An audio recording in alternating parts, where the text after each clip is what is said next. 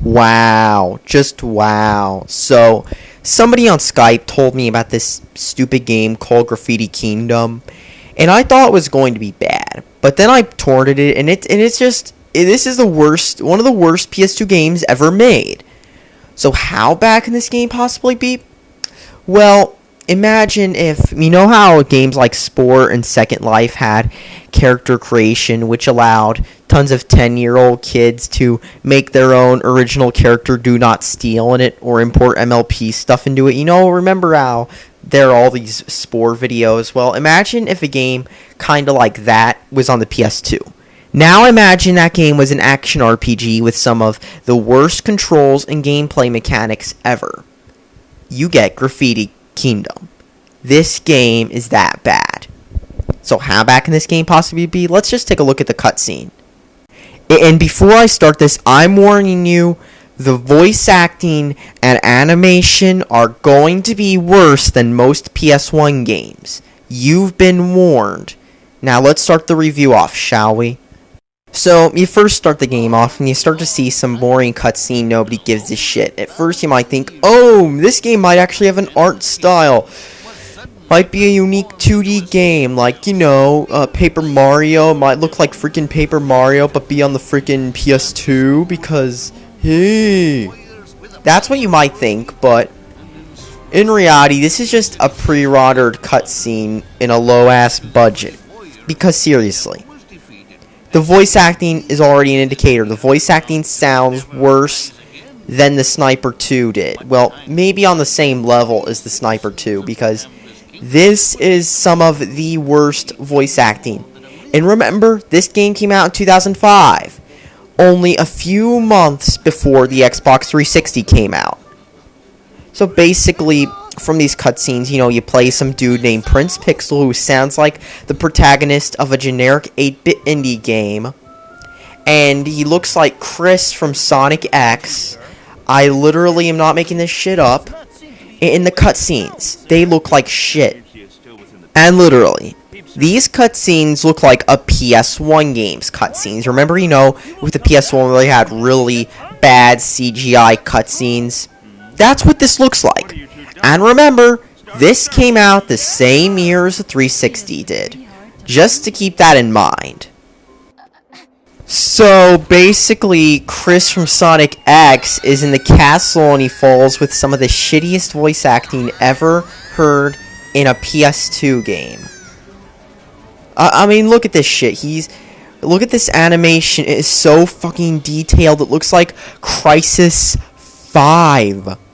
And so the plot is he falls from this castle, finds himself in the middle of nowhere, finds this magic paintbrush which makes every piece of shit he draws on DeviantArt come to life, and then basically he fucking accidentally the whole world, and then next thing you know, boom, he fucking finds himself basically trying with this kawaii desu talking cat shit. I don't fucking know. That is who fucking sounds like a fucking more annoying than 5-year-olds on Xbox Live. I'm fucking serious. I couldn't make this shit up. This is the actual fucking plot. That's all the game fucking is. So then you start yourself off in Force Tutorial Land, where you get to suffer some of the shittiest controls ever.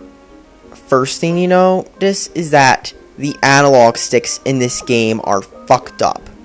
When you just tap, you don't even need to tap anything, and the game will just start, your guy will start moving in one direction. Combat is slow as hell. You literally, it seems like it takes forever. You can give the enemy like 400 hits, and then they'll eventually die. Because it's just that slow. And then, of course, you can...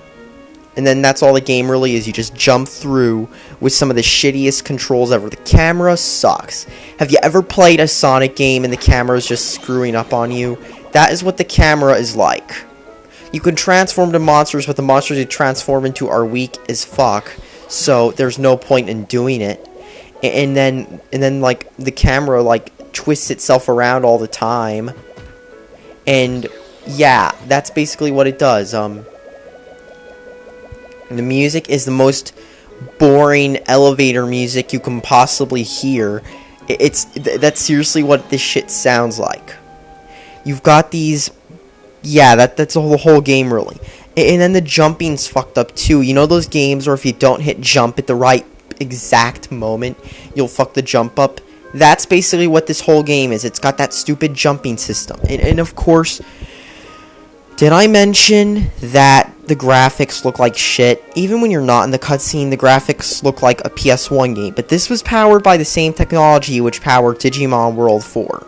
So is that really a surprise? Because it looks like shit. It's got these textures which aren't that great, and the models look like a Dreamcast game. But this isn't a Dreamcast game, folks. This is a 2005 PS2 game. Came out same year the 360 did, and yet it looks like shit. And did I mention the cutscenes are unskippable? Yes, this game's cutscenes are unskippable, so you gotta suffer through these shitty cutscenes. I'm not making this up. You gotta suffer through these stupid cutscenes whenever you start a game. You know, I mentioned earlier, yeah, those you can't skip. So you gotta wait 10 minutes to start the game either way. I mean, seriously. And then when you level up, it doesn't do shit because you're just still mashing X to win. It's one of those games. X to win, X to win, X to win, you win. And it's not fun at all either. I'm not even tapping the analog stick at all, and then he just randomly moves sideways. Like, he does this all the fucking time. What the fuck? And not only that, but the turning controls are inverted. I mean, this game's unplayable. Who thought this game would be a good idea? It's just not fun at all. It's unplayable, broken. But before I end this review, I thought I might as well show you one more thing in this disaster. What is it? The drawing. Now you might be wondering, how could you mess up something as simple as a drawing program? Well, these people know how. For first thing, you have to use a controller to draw. Now, you can make your own characters, edit attacks, but it's not worth it because you have to draw using a controller. Yes, a controller. Now you might be saying, but this is the PS2. You can plug a mouse into the PS2, and many games actually supported the mouse, such as Deus Ex and Half-Life. This game, on the other hand, doesn't use the mouse, even though it has the ability to draw. So what's the drawing like? Well, basically, you're in this 3D plane, which is kind of like a watered-down version of 3ds Max, and you basically have to draw. You can draw any shape, and it will be imported, and then you just have to set what moves. It doesn't matter if you're a 10-year-old who can't draw on DeviantArt. You can still make stuff. I'm serious, that is who this game was designed for. You can still make stuff even if your drawing ability is horrible, and even if you're using the crappy controller, because you can't use a mouse. You have to use a controller, and the controller drawing's all clunky, and it's just awkward to use. I mean, seriously. You can't even use a mouse in a game that's drawing. Mario Paint let you use a mouse. The PS1 had a mouse. The PS2, you can use USB mice in, like, with Deus Ex and Half-Life.